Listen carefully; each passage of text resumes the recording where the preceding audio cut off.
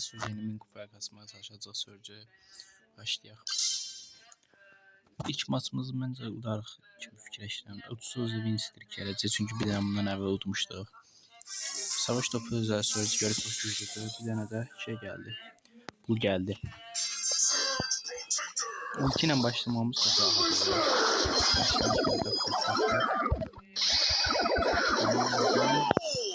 Gözəl bir dənə qol vurduq.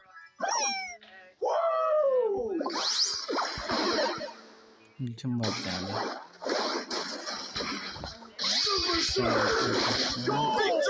Və bu oyunu utduq. Keçək ikinci oyunumuza. Başladıq ikinci oyunumuza. Bir dənə düşdüm mənə və qol atdıq.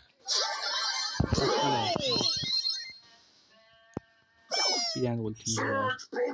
Ultimizi qəşəng istifadə edelim.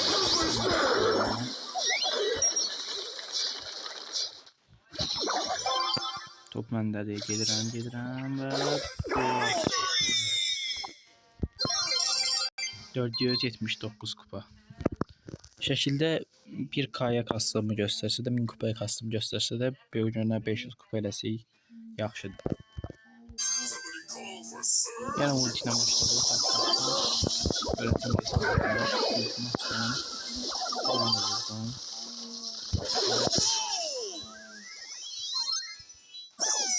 Şöyle elimden gəlirik.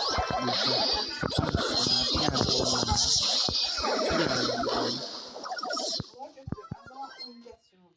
gətirəm.